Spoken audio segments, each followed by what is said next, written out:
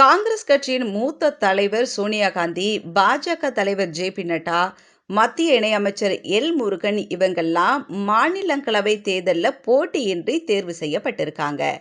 ரேபரேலி தொகுதியின் எம்பியான சோனியா காந்தி, வயது முதிர்வு காரணமா இந்த ஆண்டு நடைபெற இருக்கிற மக்களவை தேர்தல்ல தாம் போட்டியிட போவதில்லை அப்படின்ட்டு ஏற்கனவே அறிவிச்சிட்டாங்க. இது தொடர்பா அந்த தொகுதி மக்களுக்கு கடிதம் ஒன்றையும் அவங்க எழுதியிருந்தாங்க. அது மட்டும் இல்லாம இப்ப பார்த்தீங்கன்னா, கொஞ்சம் ரீசென்ட்டா சோனியா காந்தி அவங்களுக்கு அப்பப்போ உடம்பு சரியில்லாம ஆகுறதும், ஹாஸ்பிட்டல் அட்மிட் ஆகுறதும், டிஸ்சார்ஜ் ஆகுறதும், மறுபடியும் உடம்பு சரியில்ல அப்படின்ற ஏதாவது ஒரு விஷயம் வந்துட்டு இருக்கு. அவங்களுக்கு இப்ப வயசு 77 ஆகுது. அதனால அவங்க என்ன சொல்லியிருக்காங்கன்னா, "என்னுடைய இளமை காலத்துல, என்னுடைய இளம் வயசா இருக்கும்போது நான் காங்கிரஸ் கட்சிக்காக நெறைய உழைச்சேன். இப்ப என்னோட வயது முதிர்வின் காரணமா நெறைய ஃபீல்டு ஒர்க் பண்ண முடியல. நெறைய வேலைகள செய்யறதுக்கு என்னுடைய வயசு ஒரு தடையா இருக்கு. உடம்புல இருக்கக்கூடிய உடல் உபாதைகள் ஒரு சில பிரச்சனைய எனக்கு குடுத்துட்டுருக்கு. அதனால தொடர்ந்து முழு நேரமா என்னால வேலை செய்ய முடியல அப்படின்னு சொல்லிட்டு, மக்களுக்கு ஒரு கடிதத்தில மூலமா அவங்க சொல்லியிருந்தாங்க. மாநிலங்களவை எம்பி பதவிக்கு சோனியா காந்தி ராஜஸ்தான்லேருந்து போட்டியிட மனு தாக்கல் செஞ்சிருந்தாங்க. இந்த நிலைமையில மாநிலங்களவைக்கு அவங்க போட்டியின்றி தேர்வு செய்யப்பட்டிருக்காங்க. மக்களவை எம்பியா அவங்க 6 முறை பதவி வகிச்சிருக்கிறாங்க. அது என்னமோ சரிதான். பட் மாநிலங்களவை எம்பியா பதவி ஏற்கது இதுவே முதல் முறை சோனியா காந்தி அவங்களுக்கு. குஜராத் மாநிலத்திலிருந்து மாநிலங்களவைக்கு பாஜக தேசிய தலைவர் நட்டா உட்பட 4 பேர் போட்டியின்றி தேர்வு செய்யப்பட்டிருக்காங்க. குஜராத் மாநிலத்துல 4 மாநிலங்களவை இடங்கள் காலியா இருந்துச்சு. இதனால அந்த மாநிலத்துல ஆளும் கட்சியா இருக்கும் பாஜகவை சேர்ந்த நட்டா உள்ளிட்ட 4 பேர் மாநிலங்களவை எம்பி பதவிக்கு அவங்க வேட்புமனு தாக்கல் செஞ்சிருந்தாங்க. அவங்கள தவிர வேற யாருமே அந்த இடங்களுக்கு போட்டியிடுறதுக்கு வேட்புமனு தாக்கல் செய்யாததால நட்டா உட்பட 4 பாஜக வேட்பாளர்களும் போட்டியின்றி மாநிலங்களவைக்கு தேர்வு செய்யப்பட்டதா தேர்தல் அதிகாரி ரீட்டா மேத்தா அவங்க அனௌன்ஸ் பண்ணியிருக்காங்க. பாஜக தேசிய தலைவர் ஜே.பி. நட்டா தவிர அக்கட்சியை சேர்ந்த வைர வியாபாரியான கோவிந்த் பாய் தலோகியா, ஜஸ்வந்த் சிங் பர்மர், மயங்க் நாயக்கர் ஆகியோரும் மாநிலங்களவைக்கு போட்டியின்றி தேர்வு செய்யப்பட்டிருக்காங்க அப்படின்றது ஒரு குறிப்பிடத்தகுந்த ஒரு விஷயமா பார்க்கப்படுது.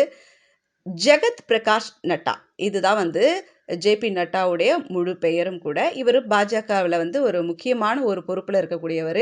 பாரதிய ஜனதா கட்சியில் ஒரு முக்கியமான மூத்தவங்கள இவரும் கூட அப்படின்னு சொல்லலாம்.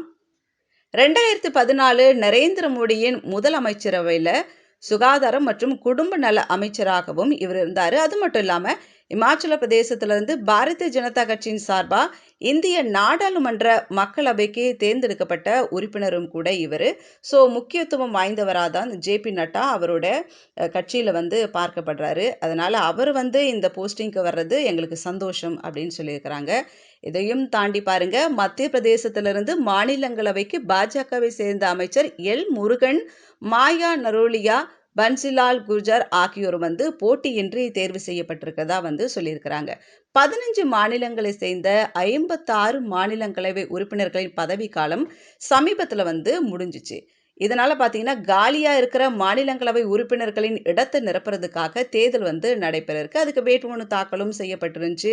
அதை வாபஸ் பெறுவதற்கான கடைசி நாட்கள் அப்படின்றதையும் கூட சொல்லிக்கிட்டு இருந்தாங்க. ஸோ இவங்கெல்லாம் தேர்ந்தெடுக்கப்பட்டது சந்தோஷமான ஒரு விஷயமா இருக்கு.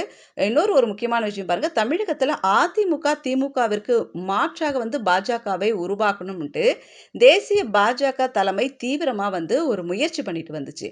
அந்த வகையில் தமிழகத்தில் பாஜக தலைவராக இருந்த வளர்ச்சிக்கு பாடுபட்டவர்களுக்கு பதவி வழங்கணும், அவங்கள உற்சாகப்படுத்தணும், அவங்கள கௌரவப்படுத்தணும் அப்படின்ட்டு இவங்க நினைச்சிட்டு ஏற்கனவே தமிழிசை சவுந்தரராஜனுக்கு 2 மாநில ஆளுநர் பொறுப்புகளையுமே இவங்க கொடுத்துருக்காங்க. இதனைத் தொடர்ந்து பார்த்தீங்கன்னா, பாஜக மாநில தலைவராக ரொம்ப சிறப்பாக செயல்பட்ட எல். முருகனுக்கு மாநிலங்களவை பதவி வழங்கியது மட்டும் இல்லாமல் மத்திய இணையமைச்சர் பொறுப்பும் வழங்கி அவங்க அழகு பார்த்தாங்க. ஸோ இப்போ இவங்களுக்கு இந்த போஸ்டிங் வழங்கப்பட்டிருக்குது.